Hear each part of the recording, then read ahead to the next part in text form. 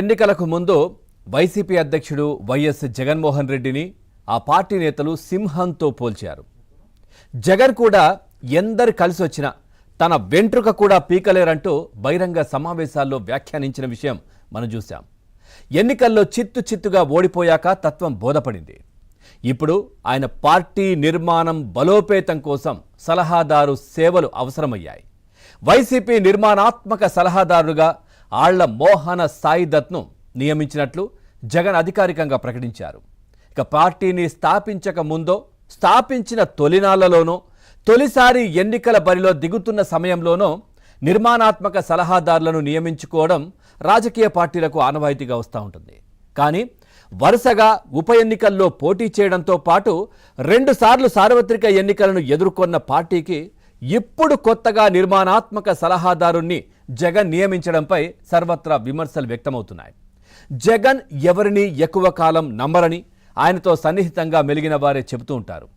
Party స్థాపించిన కొత్తలో జగన్ వెంట నడిచి ఆయన జైలుకు వెళ్లిన సమయంలో ప్రజల్లో వైసీపీని బలోపేతం చేసిన తల్లి విజయలక్ష్మి, సోదరి షర్మిల సైతం పార్టీ నుంచి బయటకు వెళ్లిపోయారు.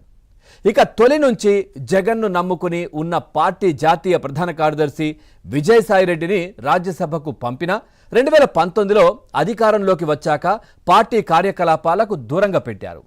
పార్టీలో అంతా తానే వ్యవహరించేలా పార్టీ రాష్ట్ర ప్రధాన కార్యదర్శి సజ్జల రామకృష్ణారెడ్డిని అందలమెక్కించారు.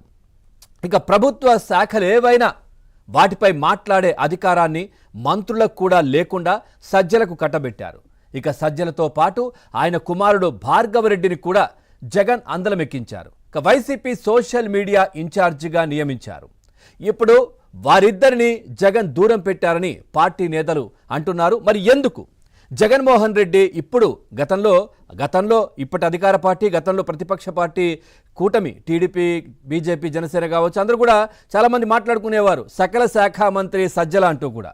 మరి అంత పెద్ద పోస్ట్ ఇచ్చి అందలమెక్కించినటువంటి ఆయనను, ఆయన తనయుణ్ణి ఎందుకు జగన్మోహన్ రెడ్డి దూరం పెట్టారు? ఇప్పుడు జరుగుతున్న పరిణామాలు కావచ్చు, రాష్ట్రంలో యథేచ్ఛగా అక్రమాలు కావచ్చు, వీటన్నిటికీ ఆద్యుడు ఆయనే అని ఎందుకు భావిస్తున్నారు? ఎందుకు వారికి తాడేపల్లి ప్యాలెస్లోకి